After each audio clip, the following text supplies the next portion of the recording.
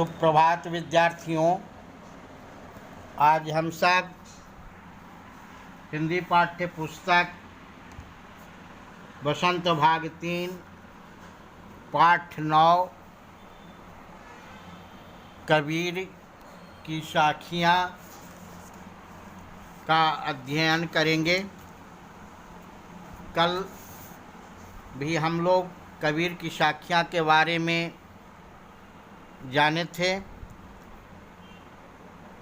अब आज इसका प्रसंग और व्याख्या हम समझेंगे।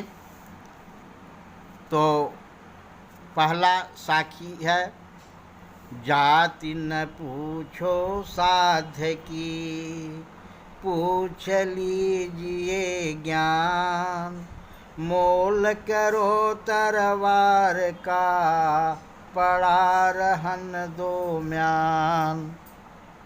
प्रस्तुत साखी ज्ञान मार्गी कवि कबीर दास द्वारा रचित है। इस दोहे में कबीर दास ज्ञान को महत्व दिए जाने का उल्लेख हुआ है। वे जाति पाति का विरोध भी करते हैं। कबीर दास जी कहते हैं कि जाति न पूछो साध की, पूछ लीजिए ज्ञान। सच्ची पहचान करने के लिए उसने जाति न पूछकर उसका ज्ञान पूछना चाहिए। साधु का ज्ञान ही उसकी असली पहचान है। कबीर दास उदाहरण देकर अपनी बात स्पष्ट करते हैं कि मोल करो तरबार का, पड़ा रहन दो म्यान। मूल्य तो तलवार का होता है, म्यान का कोई विशेष महत्व नहीं होता। हमें वास्तविक वस्तु की पहचान करनी चाहिए। ज्ञान से ही ईश्वर की प्राप्ति होती है। दूसरा साखी देखें, आवत गारी एक है, उलटत होई अनेक, कह कबीर नहीं उलटिए, ओही एक किए। प्रस्तुत साखी ज्ञान मार्गी कवि कबीर दास जी कहते हैं कि जब गाली आती है तब वह एक ही होती है। उसके उलट देने पर वह कई रूप ले लेती है। जवाब देने पर गालियों का सिलसिला चला रहता है। कबीर दास का कहना है कि गाली का उलटकर जवाब नहीं देना चाहिए। ऐसा करने पर वह एक ही का एक रह जाती है।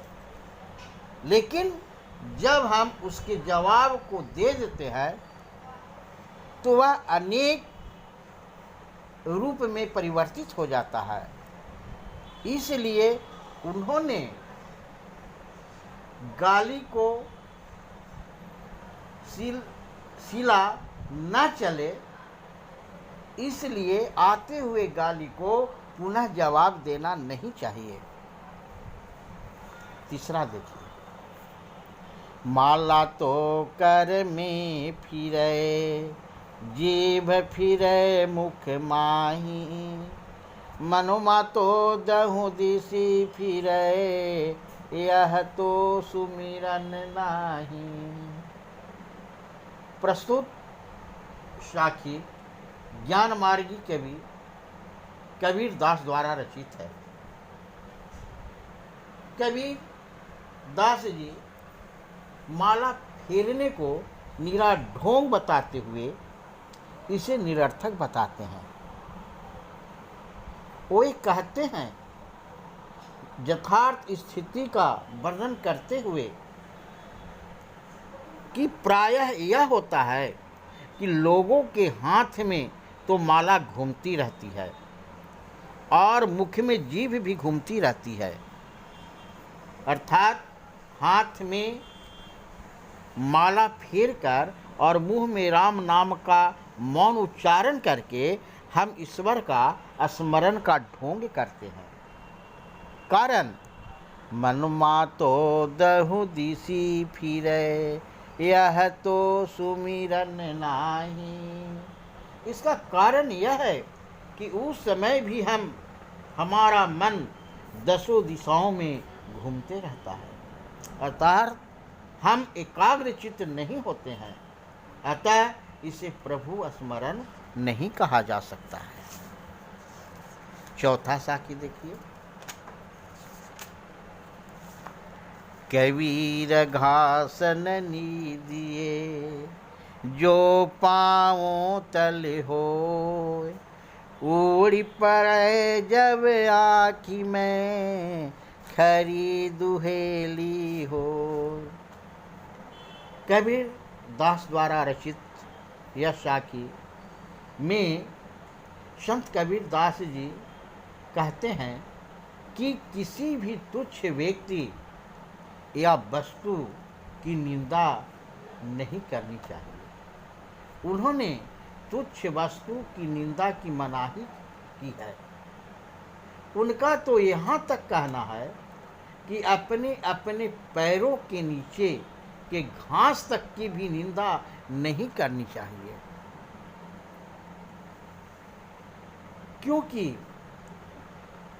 व्यर्थ प्रतीत होने वाले घास की तिनका भी हमें परेशान कर सकती है।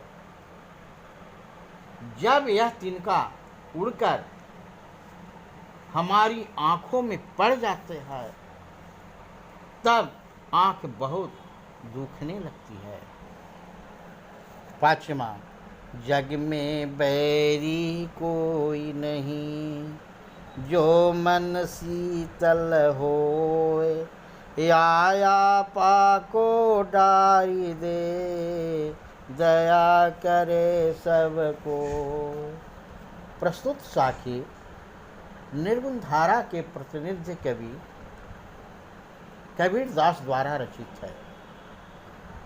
कबीर दास जी कहते हैं कि यदि हमारा मन शीतल अर्थात शांत है, तो हमें इस संसार में अपना कोई भी शत्रु प्रतीत नहीं होगा। हमें आवश्यकता इस बात की है कि हम अपने अहंकार को त्याग दें। हमें सभी के प्रति दया की भावना प्रदर्शित करनी चाहिए। और अब इसके कठिन शब्दार्थ। ज्ञान मतलब जानकारी, म्यान तलवार रखने का कोष, गारी मतलब गाली अपशब्द, कर मतलब हाथ, देहू मतलब 10, दिशि का मतलब दिशा, सुमिरन का मतलब स्मरण ईश्वर के नाम का जप, दुहेली माने कष्ट दुख में पड़ा हुआ, बैरी मतलब दुश्मन, और आपा का मतलब अहंकार। धन्यवाद। नेक्स्ट अगले वीडियो में।